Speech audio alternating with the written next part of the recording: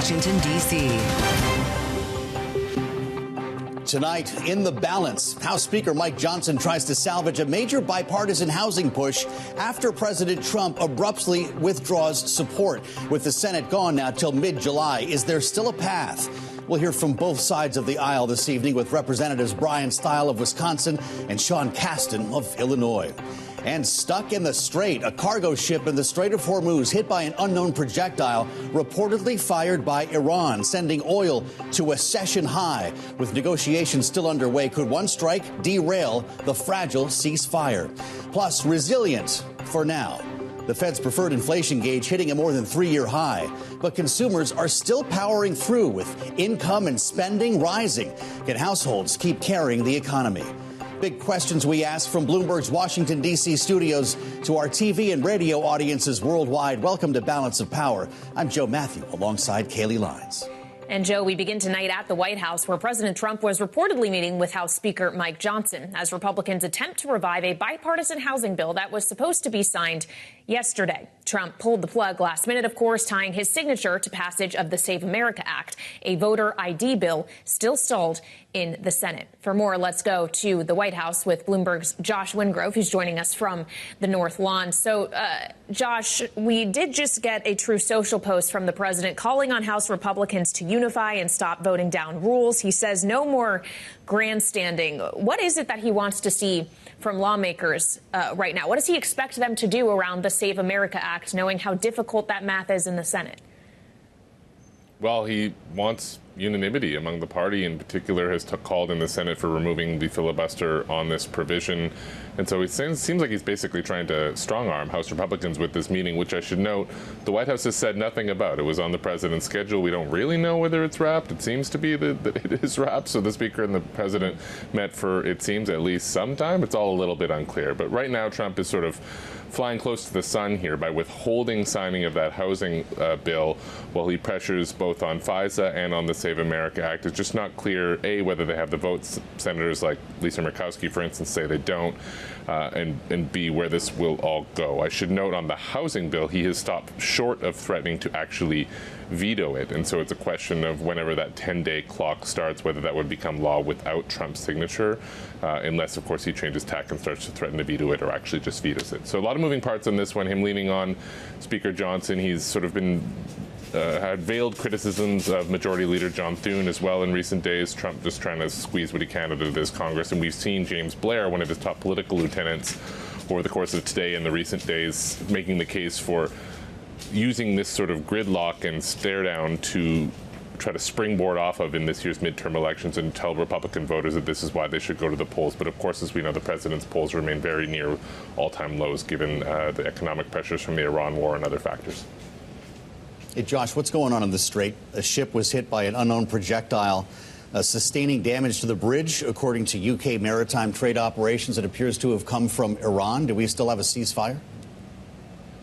We still have a ceasefire as of now. The White House has been downplaying it. Two U.S. officials told the Wall Street Journal that they believe this was an IRGC firing. A White House official telling me that they're not so sure. It's too soon to say. In particular, they're not sure that even if it was, whether it was something ordered from on high or sort of a loose cannon firing off a rocket. The official stressed to me that this ship kept going and that there were no deaths or damages. So the U.S., in other words, is trying to downplay the significance of that. Remember, we're in that 60-day clock that's ticking right now for the so-called technical negotiations. That's a bucket that they piled a lot of stuff in, as viewers know. So, I think questions continue to swirl about whether they will reach a full agreement in that 60 days. Trump has left the door open to extending it. But for now, with this rocket, this errant rocket hitting this ship, the U.S. seems to be downplaying it and isn't using it as an excuse to really upend the table. It's still in place. Josh, thank you. Bloomberg's Josh Wingrove, Thanks. Live at the White House. It's great to have you with us. Joining us now, Republican Congressman Bryan Steil of Wisconsin, live on Capitol Hill. He's chair of the House Administration Committee and a member of the House Financial Services Committee, a familiar voice for us here on Bloomberg, though it's been some time. Congressman, welcome back. It's great to have you as part of our conversation. I want to back up to that bipartisan housing bill that I know you supported and was just about to be signed yesterday when the president canceled that ceremony. Before we get into the Save America Act, do you have an update on this piece of legislation that was supposed to be a crowning achievement for both parties? Well, the housing legislation that passed the House and the Senate passed in overwhelming numbers. I think it's a real step in the right direction to bring down the bureaucratic red tape that often drives up housing for so many families across the country. The president slowed down at the moment of signing. I'm actually optimistic that at the end of the day we get this done. I understand the president's frustration. He wants to get more legislation done, including the Save America Act. We have FISA in front of us. We have a potential supplemental on spending, as well as looking all the way out till early fall, the 2027 fiscal year appropriations bills. And so how do we get all of this work done, and how do we get movement in the Senate? I think it's reasonable that we're pausing, reflecting, and trying to figure out how we unlock this logjam of the United States Senate. But I do believe that at the end here, the housing bill is going to be ultimately enacted into law in the near future. Well, I guess it becomes a question of through what means. Congressman, if the president were to veto this piece of legislation, would you vote to override that veto? Well, hopefully we don't get to that spot. The 10-day clock begins after the House transmits the legislation to the White House. And so the hope is, I mean, he could easily not sign it. You could have it enacted. The hope is that he signs it. I think everyone recognizes this as a meaningful and substantive step in the right direction to bring down housing prices. There are overwhelming support by Democrats and Republicans in both the House and the Senate. And so I think at the end, we'll see this enacted into law. So either way, though, it doesn't sound like you're preparing for a veto, but would you have the votes to override it, Congressman? And is that, in fact, the urgency? I'm sure we'll be talking next about the Save America Act. You can weigh on it right now. The president has suggested that that is a greater urgency than finding affordability for people in the housing market. Is that the kind of choice that people should have to make? I think actually what the president is trying to do is how do we get all of this important legislation done and across the line between now and the election. This is a moment where we hold a majority in the House and the Senate, and we hold the White House. This is our opportunity to drive forward a robust legislative agenda. And I think it's reasonable to say we want to make sure that we get the housing bill done as well as critical election integrity legislation. And I hope that as these negotiations transpire, we unlock the ability to get all of this important legislation across the line. Well, so let's talk about that election integrity legislation. The president has made it clear he wants to see the Save America Act in full become law. That seems right now all but impossible in the Senate, given the filibuster and the vote count there. Hence why the speaker is suggesting this would need to go through the reconciliation process. I just wonder if you expect that that is going to be accomplishable given the budgetary restrictions, or if something like your voter ID bill has a better chance.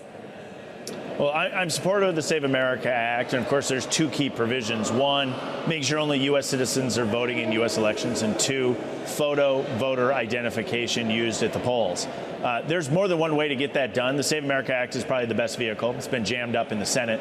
An alternative approach would be to update the Real ID Act and actually just simply put on everyone's state-issued ID, a driver's license is the most common, whether or not an individual is a citizen or a non-citizen. The state of North Dakota, for example, already does this. If you couple that with photo identification, you've achieved the policy objective of the Save America Act and enacted it into statute. If we couple that with the necessary funding that would be needed to implement that change on the Real ID Act, I do think that that is reconcilable in the Senate.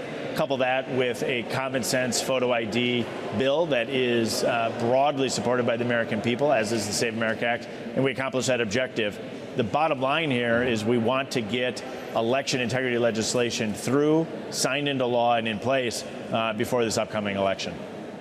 Well, we're showing our audience right now on Bloomberg TV and on YouTube elements of your Voter ID Act. And obviously, well, you support this as well, Congressman. And it has an important provision because one of the knocks on the Save America Act is that a lot of people who cannot afford to get that ID changed in time might be boxed out of voting. Your bill creates a new fund administered by the Election Assistance Commission to reimburse states who provide free IDs to voters who cannot afford one. Isn't that the kind of thing that might help us get out of this jam? Do you have support for this bill? Well, I hope we garner the support that's needed. I think it's, again, common sense reform. We want to make sure that everybody who's eligible to vote is able to cast a ballot. This is about making it easy to vote, but hard to cheat. I think it's really important that we provide the funding. If somebody truly can't afford to obtain a state-issued ID, in my home state of Wisconsin, we have photo identification laws to vote, and we provide free IDs for those individuals that don't have the means. If we step back big picture, it's really hard to live in the United States of America without a state-issued photo identification. You couldn't board an airplane, a lot of buildings you couldn't get into, you couldn't open a bank account. So if there are those individuals, let's help them. Let's make sure they get the ID. Let's cover the cost. It isn't that much money in the scheme of the federal government budget, but it's a huge step forward as it relates to election integrity.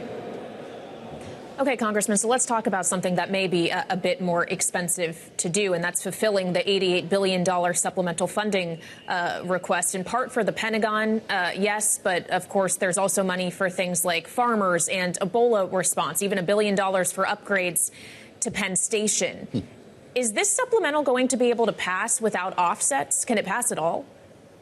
I would like to see offsets in this legislation. I think there is going to be a need for the defense side. I think there's more we can do on waste, fraud, and abuse, in particular in some of our key programs. We just today, an individual was expected to plead guilty for millions of dollars of fraud inside the Medicaid system. And so as we showed by putting in place common sense work requirements, we provided significant savings inside the Medicaid program. I think there's other avenues that we can do to root out that type of waste, fraud, and abuse. But at the same time, we need to make sure that our Defense Department has the funds that they need to keep this country safe at a period of time where hostile actors continue to rear their ugly heads. Well, you know, we saw quite the reaction today from the group Taxpayers for Common Sense, asking the question if the administration was not being honest before or is not being honest now, because the numbers don't add up to what we had seen before. Susan Collins, the chair of the Appropriations Committee, Republican in the Senate, said the numbers turned out to be very different from what I was told. Could this keep getting bigger, Congressman, or is this the opening salvo in what the White House thinks will be a compromise? Well, the underlying cost to defend the United States of America right now, where hostile actors are engaged in opposition to the United States, is significant. A lot of this is maintenance and training. Those budgets can get depleted in times of kinetic action, as there was against Iran. And so we want to make sure that the United States military has those funds, make sure that they're doing things like maintenance, in addition to the obvious, like paying the troops.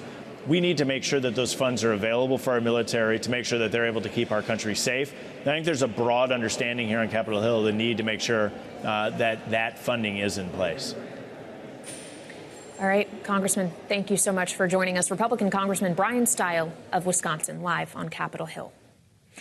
And some big news in the AI race tonight, as OpenAI reportedly is leaning towards slowing down their IPO push and pushing it to next year. This according to the New York Times, saying that advisors at OpenAI are pushing Sam Altman to delay after seeing SpaceX's stock volatility in the days since it IPO'd earlier this month. So let's turn now for more to Power Moves with Bloomberg's Romaine Bostick, who joins live from World Headquarters in New York. Romaine. Yeah, interesting story here, because remember, it was SpaceX, Anthropic, OpenAI. They were supposed to be the holy trinity of IPOs this year. 3 AI companies, all potentially coming out of the gate with trillion-dollar valuations. We got SpaceX. Anthropic has filed confidentially, and the best we know, they still plan to move forward.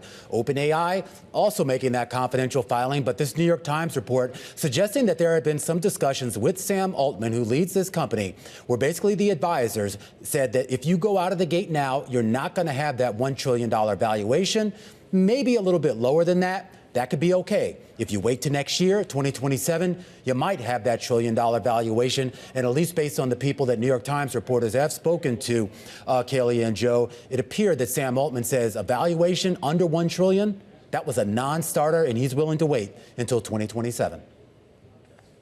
How about that? Markets today, Romaine, didn't shape up too well. We had some tough selling in a number of areas, despite the big rally in Micron, a mixed finish. Yeah, I mean, here's the thing, Joe. We talked about this last night. I mean, Micron was supposed to be the savior for this market. Well, guess what? Micron was kind of the savior for itself. It had a blowout earnings quarter, and you saw that reflected in a 16% jump in shares. SanDisk rallied 20%. In fact, a lot of the memory chip makers did well. And there's a big reason why. It wasn't just the fact that Micron's revenue was up by multiple hundreds of a percent. It was also the fact that its profits were up 15-fold. That's about 1,400% from where they were a year earlier. That's great for Micron, Joe. But guess what? If you're buying something from Micron, well, that's not such a good thing. That's a big part of the reason why you saw Apple actually have its worst day since Liberation Day back in 2025, because it has to buy those chips to put into its Macs and its HomePods and all those other devices. It said, look, we can't take these costs anymore, so we're going to raise the prices of those roughly about 15 to 20%. That sent the shares down because, of course, that means, well, who wants to pay 15 to 20% more for those things? So some concerns that might actually hurt their sales. Microsoft also today, Joe, kind of got lost in the sauce. They actually said their Xbox prices going to go up 25 to 60%, also because of the cost of memory chips. Yeah, there's two sides to this story, Romaine, bearing itself out on Capitol Hill. Great to see you. Bloomberg's Romaine Bostick live at World Headquarters in New York. Coming up, the fastest inflation in over 3 years. Not enough to dampen consumer spending, at least not yet. We'll wade into the Fed's preferred inflation gauge and a new effort on Capitol Hill to increase the minimum wage. All coming up next with former Trump economist Joe LaVorgna, the chief economist, SMBC Americas, only here on Bloomberg TV and radio.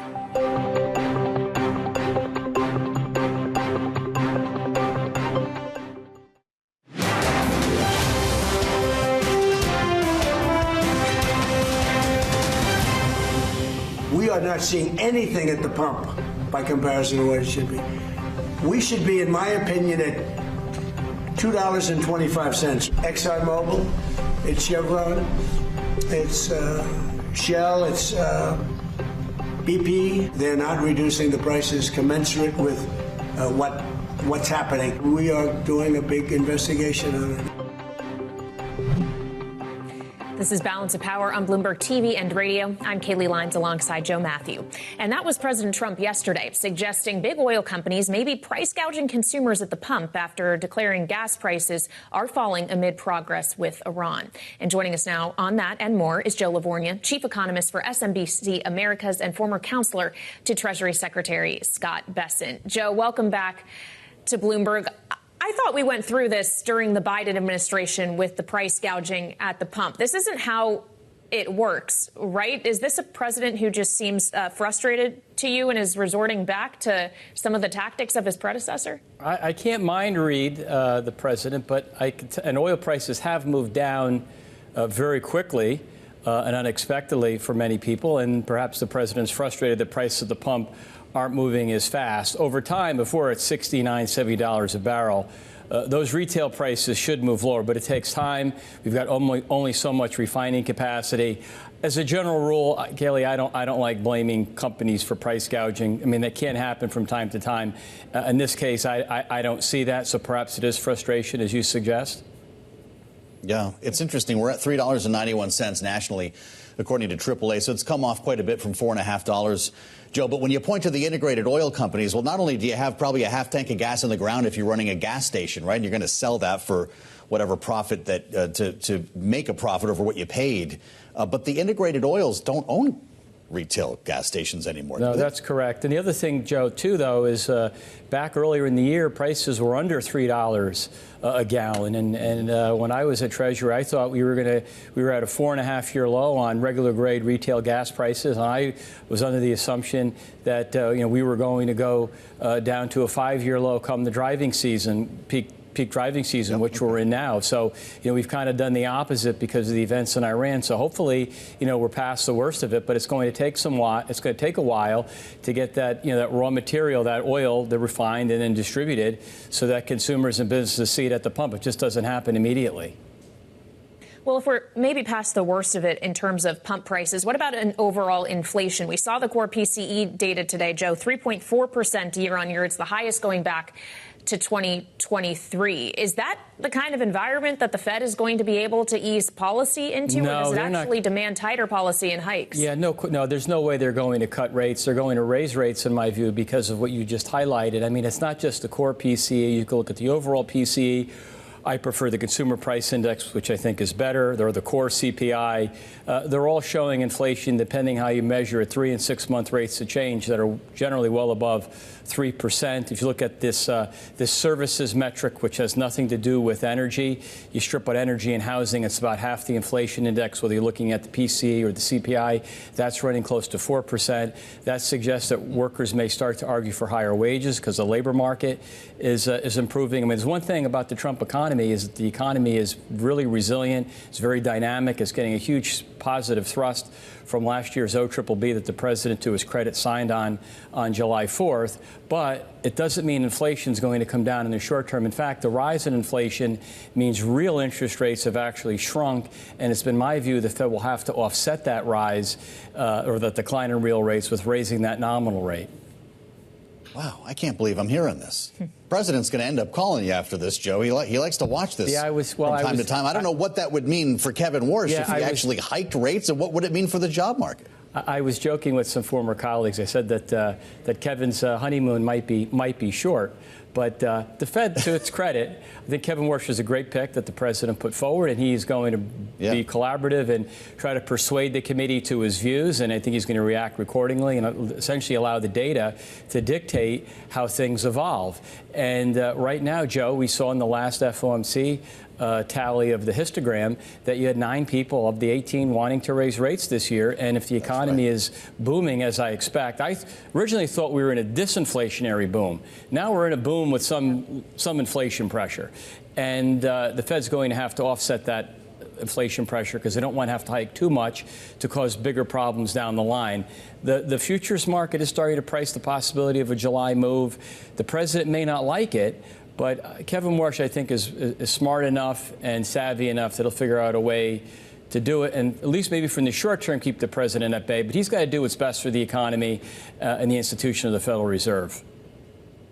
Well, and to the point you were just making on a disinflationary or mildly inflationary boom, this gets to the artificial intelligence question, too, right, Joe? He has a task force, Kevin Warsh does, looking into this at the Fed, or he will soon. Given what we saw with Apple today, raising prices on pretty much all of its products due to a shortage in memory chips, I just wonder how much you think in the near term we could be seeing the inflationary effects of this in the infrastructure element of it, too.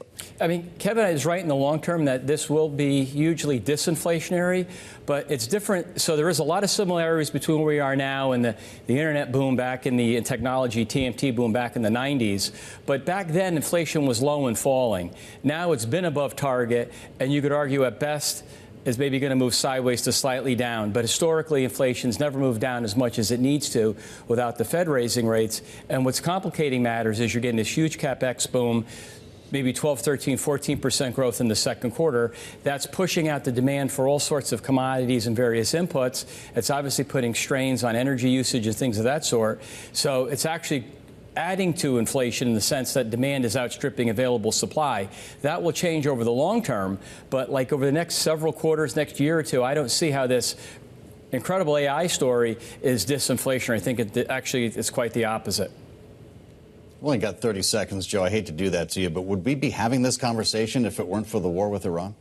It'd be different, Joe. It'd be different because I do think that changed things, and there's going to be residual supply-side pressure, even with oil down, that we're going to see for the next handful of months. It certainly took the prospect of rate cuts off the table, and this firm economy probably means now with the inflation risk still tilted to the upside, the Fed has to do something. We always appreciate your fondness for honesty. Joe LaVorgna, great to have you with us. Thank you so much, guys. Bloomberg. I'm Joe Matthew in Washington alongside Kaylee Lyons. This is Bloomberg.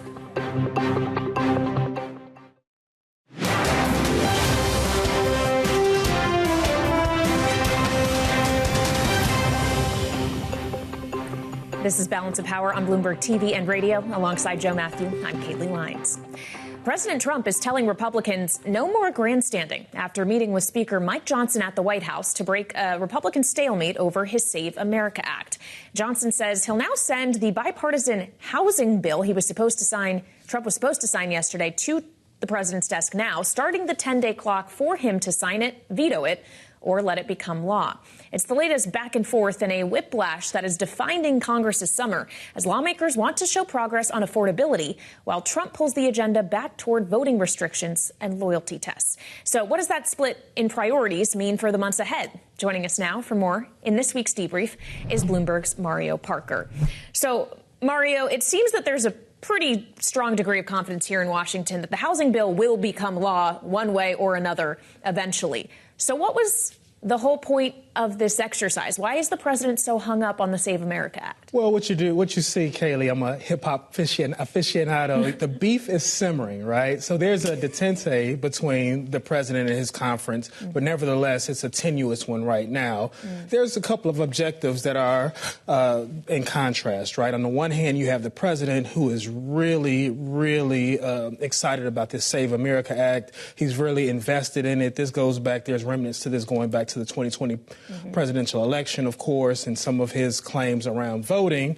Republicans, meanwhile, see affordability, a tool with the housing bill that they sought to pass, that they did pass by unanimous numbers, right, bipartisan even, as a panacea for some of the affordability concerns facing voters as they go to the booths in November, in just a few months. Well, and the president characterized his belief in voter ID legislation passing as being something that addresses a national emergency. I just wonder, at what point does this become a political emergency for Republicans as they're getting closer and closer to November and time is running out to address the affordability challenge? Well, this is a blinking yellow light at the least, a red light at worst. I mean, we're in July now. The election is going to be in November. Typically, the Senate last night went home for a recess, right? They would have liked to go home with something to speak to voters about. Again, something tangible in the form of the photo ops of the president standing behind the president on Capitol Hill as he signed his legislation again to address some of those affordability concerns. The data is going in two different directions, right? Again, the data shows that voting fraud, that illegal voting is very, very, very low, right, compared to what the president has said. Meanwhile, you have Republican strategists who I'm speaking with who are looking at the data, and these members as well, who are saying like the affordability issue for voters is very, very high, right? So you got this kind of, we're Bloomberg, so you got this kind of this cross graph there as well, and those two priorities continue to be at odds. The president continues to be frustrated with his party, frustrated with John Thune, and the Senate frustrated even with Mike Johnson, who was at the White House today as well. He issued a Truth Social post following that meeting, just pressuring House Republicans, no less, as well.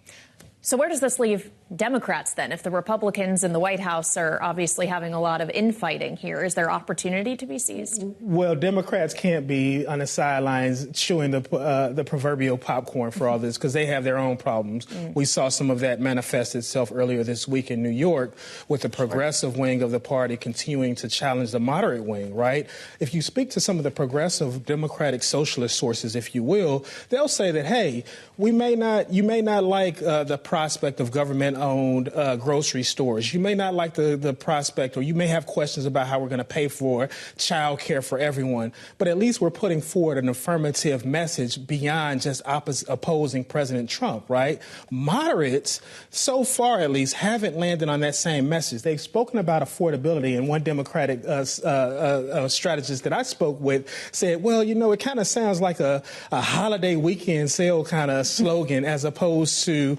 something tangible. So they have their own problems to work out as well. Lots of problems to go around here in Washington. Bloomberg's Mario Parker with this week's Debrief. Thank you so much. Joe. Kaylee, tonight the British military is reporting a UK cargo ship was hit by a projectile off the coast of Oman near the Strait of Hormuz. A reminder the situation remains very fluid, volatile. With more questions over the president's aims in the war with Iran, NATO's Secretary General Mark Rutte traveled to Washington to meet with President Trump inside the White House. And after attempting to ease the president's frustrations with the alliance, He spoke with us shortly after his meeting with the president. I know there is disappointment, and the point I wanted to make is that the disappointment has to do with a couple of isolated cases. Yes, they are there. I understand the disappointment. But when you look at the overall picture of European nations living up to their bilateral basing agreements with the United States. So this is not NATO, these are bilateral agreements, but obviously they are all allies. When you look at that, what you see is between the end of February, when the war started on the 28th of February, until the ceasefire mid-April, that between 4,000 and 5,000 US planes taking off from European bases. This is Europe as one big power projection platform for the United States. Did the president know that before you told him? I guess so, yes. He knows all these numbers, but I think it is fair to also point out to that fact. We're not getting news following House Speaker Mike Johnson's sit-down with President Trump, a separate meeting convening just a short time ago, with the Speaker telling reporters on Capitol Hill he will be sending the president the Road to Housing bill, which, of course, just passed with bipartisan support in both chambers, kickstarting a 10-day countdown to the bill becoming law, unless the president vetoes it. But Johnson did not say when he actually expects to send it to Trump. Joining us now is Democratic Congressman Casten of Illinois, a member of the House Financial Services Committee. And Congressman, it's great to have you with us here on Bloomberg TV and radio. We have a lot to talk about, and we may as well start right there with this news from the Speaker of the House. Do you have any sense of when this might either be signed into law or allowed to mature into a law? Or are you worried about have to override a veto? So I'm very encouraged that the Speaker is going to send it. And I can only assume that that's a result of his meeting with the President today. This is an overwhelmingly popular bill. It's an overwhelmingly necessary bill. If I was a Republican looking at sort of some of the polling that's going on and how vulnerable they are, I would want to give my members something they could campaign on. And I think the nervousness was, Mike Johnson has so far in his speakership really not been willing to challenge the president. I think as the president's poll numbers drop, Johnson has his own agenda that starts to separate a little bit. And I understand why he wanted to go and meet with the president first. The fact that he's now saying he wants to send it suggests to me, I wasn't in the room obviously, but it suggests to me that Johnson is looking at the needs of his caucus and what the president's demand are and saying, I got to look out for my caucus. And I think that's good for the House. I think it's good for the country. I think it's also a little bit of a warning sign that we've got a president who is, I think, increasingly paranoid and is increasingly losing his own caucus. You heard about the screaming in the Senate hearings this week. And so I think he's going to continue to behave in very unpredictable ways that are difficult for the legislative branch to manage. Well, and it's unclear if the legislative branch with Republican majorities will be able to accomplish what the president would like them to accomplish in passing the Save America Act, which, Congressman, he described as being a national emergency. If Congress cannot deliver on these voter ID, proof of citizenship requirements that he wants, would you expect that he might take action at the executive level as we look ahead to the election in November? Look, let's understand what's going on. The Save America Act is a voter disenfranchisement bill. That's all it is. If they were committed to saying we want to make sure that every American who's a qualified American can vote with they have an ID, they would be stapling that to the ability to actually give every American a federal ID. I've got legislation to do that. It's notably not included in the Save America Act because most Americans don't have passports. Most married women have changed their name and don't have a document that ties to that.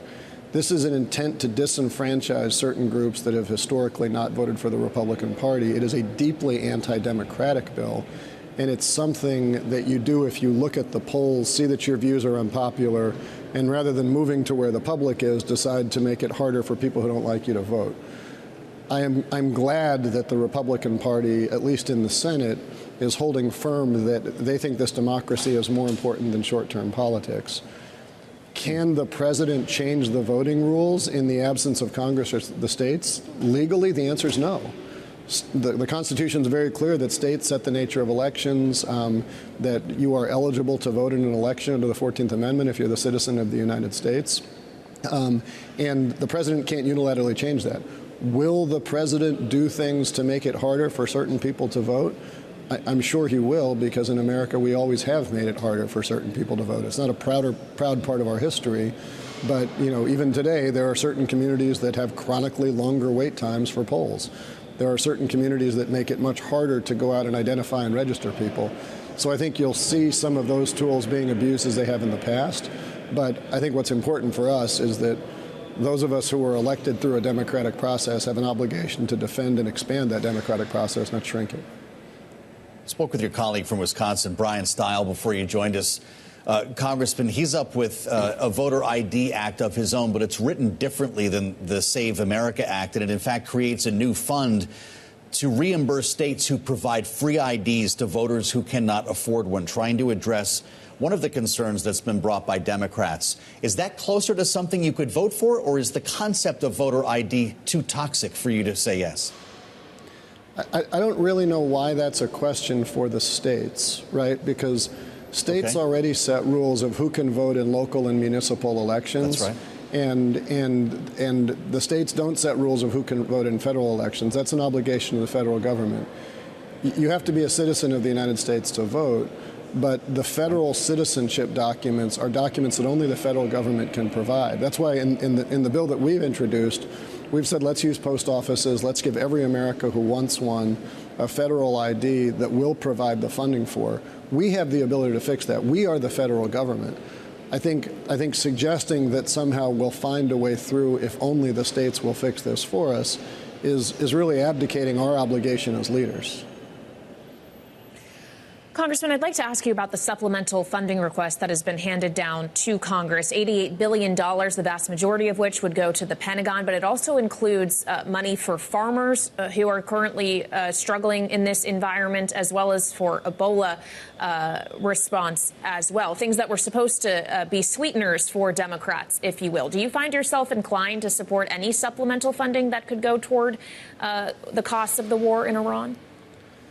So I've not reviewed the entirety of the bill. I would say that in general you're right. There are a few things in there that are positive.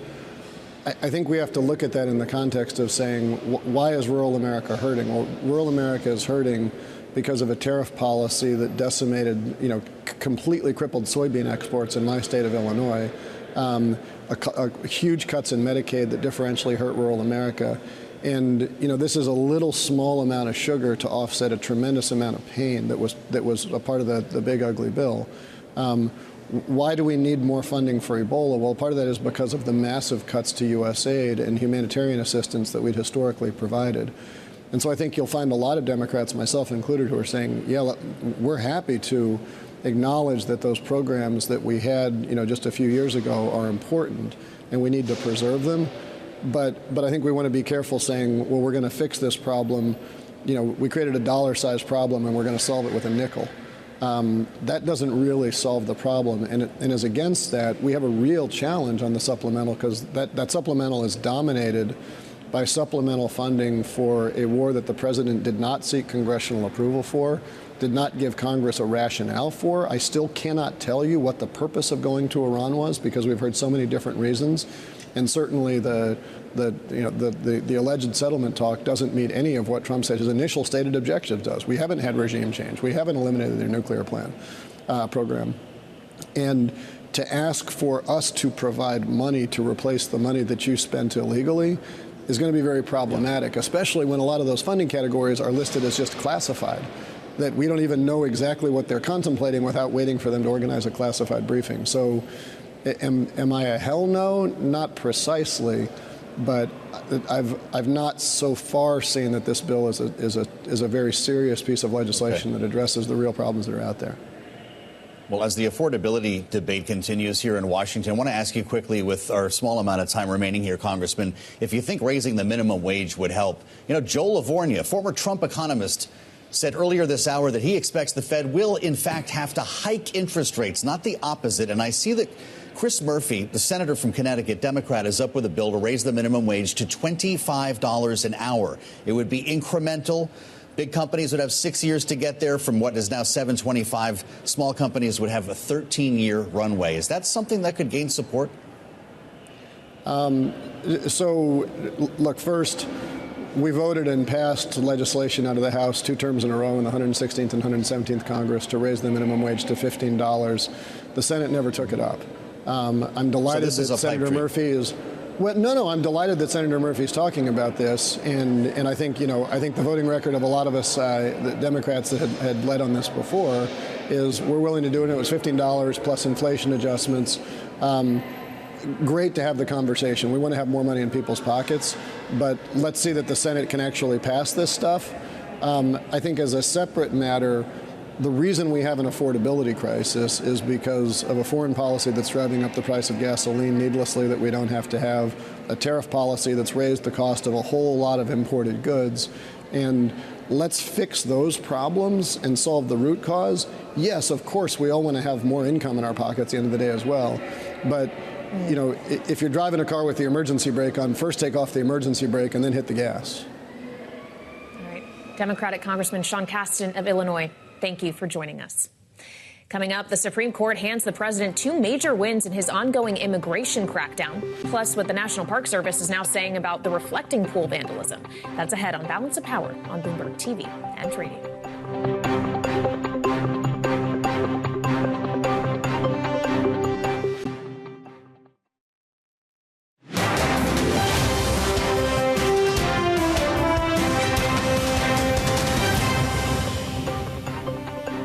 Welcome to Balance of Power on Bloomberg TV and Radio. Alongside Joe Matthew, I'm Kaylee Lyons. And we get right to it this evening with our political panel. Democratic strategist Kristen Hahn, partner at Rock Solutions, and Republican strategist Rob Waters, managing partner at the Madison Group, are with us. Welcome to you both. It's been a bit of a slower news day compared to yesterday when it seemed like the president was everywhere all at once. Today, we haven't really heard that much from him except a post on True Social after meeting with the Speaker of the House about how Republicans should unify and stop grandstanding. We can get to Congress in a moment, but Rob, what does it say to you that we're not really hearing much from the president or the administration widely in recent days about how negotiations with Iran are going? Should they not be talking about this more? I think we're hearing that negotiations are going, and the reason we're not talking about them is because we're so close to a deal. Last time you were with us, yes, shortly after the outset of this invasion, you were ringing some alarm bells, and you got a lot of attention knowing that we had a major setback specifically when it came to LNG. We talk a lot about oil flows through the Strait. LNG, Qatar, after that drone 20%. attack. No, yes. I mean, those problems are still there. Or that no, is still no. This is where the facts are, and no matter how you look at what the deal is going to be or where it's going to go, 20% of liquid natural gas production, which comes out of Qatar, has been destroyed for 3 to 5 years. Wow. How that is going to affect the grain prices, how that is going to affect farming prices in Europe, have not even been discussed. And for those who are listening, I'd short wheat like nobody's business. Wow. Well, I haven't checked wheat prices today. I have seen that oil prices are still relatively low compared to where they were. We're in the 70s. But the president argues that because oil prices have moved lower, gas prices should be way lower already than they are. He suggests price gouging, Kristen. And if I wonder where we've heard that before. President Biden had some things to say about that in his term as well. History seems to be rhyming here. It maybe does, but in the way that it's not. What's really interesting to me is that, the president says, the prices are going down, therefore all the prices of everything else, fertilizer, everything else are going down. That's not how business works. That's not how the economy works. People don't raise prices and then all of a sudden lower prices. So what you're looking at right now is an economy that's not going to recover, or prices that are not going to automatically drop in a short amount of time. And you've got consumers who are still really frustrated, and not just at prices at the pump, but farmers and other people, just normal consumers across this country. And they're not going to be happy in November. Well, it's not just those you mentioned. Airlines are a perfect example. Airfares are up 20%. And you know what? There's still enough demand. They're going to keep them there. Rob, so you start worrying about the inflationary impact. And when you have Joe LaVorgna here saying that rate hikes are coming, what does that mean for our economy as we walk up to the midterms? Well, to Kristen's excellent point, things don't happen in 3 days. They do happen in 6 weeks. So if we see oil in the 70s, you'll see gas prices go down. You'll see people calming down. You'll see airline prices go down. Not enough to save the summer traffic, but enough to probably get you August to September. And if that happens, I don't think it's going to be as devastating a political hit on the Republicans. But if it doesn't, I mean, people vote with their checkbook. They always have. Well, which is why it raised so many eyebrows that housing affordability legislation, a big bipartisan win, was not signed by the president yesterday. The speaker now says he will send it to the president, so it'll either become law after 10 days or he'll veto it. My question is, do you think that all of the members who voted to pass the legislation originally would be willing to cast a vote to override President Trump's veto? That's a very good question. I think that's a tougher vote, isn't it? It's a tougher vote because you're voting to override the veto, but I think that there's enough frustration that potentially that could happen, right? I mean, you have to make a lot of calls. You've got a lot of people grandstanding in the House right now. I've worked in the House, when a few members get together and you've got a slim majority and they can hold their votes and we're not, and there's a lot of that talk right now. But what you're doing is you're getting too much in the bubble here. You're not going home. You're not listening to the constituents who are saying that housing is not affordable. We actually did something bipartisan in the middle of all this, right? And the president threw a temper tantrum and didn't show up to an event that was already scheduled to happen. So I think potentially there is anger brewing, at least even amongst the Republican Party. Well, we were on Capitol Hill yesterday. Heads were exploding. Some of them are still exploding today. But Speaker Johnson sat down with President Trump today. He did. You don't think the president wouldn't cross the speaker and rob him of this opportunity, right? Just let it become law. I think in the next 10 days it'll be signed into law. And I think it's precipitous to think otherwise. So this is more theater. When is it not? Here. Well, but is it theater with an actual aim? The president wants to see the Save America Act passed. Does he not, Kristen? I really think he does. I mean, I think that he honestly cares more about this. At the expense of the housing market? I think he cares more about this at the expense of the housing market. I honestly think he cares more, and I'm not joking, about his name being taken off the Kennedy Center, that he cares about the housing market. He has said nobody cares about housing. I think we should take him at his word. He really doesn't. His mind is not right. He is not thinking about things the right way. And I really believe that he would do it. Now, whether he can change his mind, we all know. At the last minute, he does it with Iran. Every night, I feel like I wake to a new Truth Social post. But, who knows with him? I don't even know how to follow that up. I'm just going to say, bet two things. Okay. We'll have a housing bill in 10 days signed, and wheat prices, short them. All right. Well, I love that we're getting investment advice from Rob Waters. Bring us back to the war. Okay. And a boat being struck today, being fired upon by the Iranians. Is this just the new normal, going to just be rolling here for a while like this, or can something like that actually resume a war? I think we have 60 days in an MOU. I think Pakistan is working unbelievable hours at the behest of a few Middle Eastern countries. Let's be very clear. I think we're close. You could discuss. So the bar is high on a day like this to not let one boat being struck to end this negotiation. I think you're going to look at shipping going where it is. I think we're going to cease hostilities. We're watching wheat and LNG. Thanks to Rob Waters and Kristen Hahn. This is always a great panel, and we thank you both for the insights. Check out the Washington Edition newsletter on the terminal and online. And we'll see you back here tomorrow. I'm Kaylee Lyons alongside Joe Matthew, and this was Balance of Power on Bloomberg TV and Radio.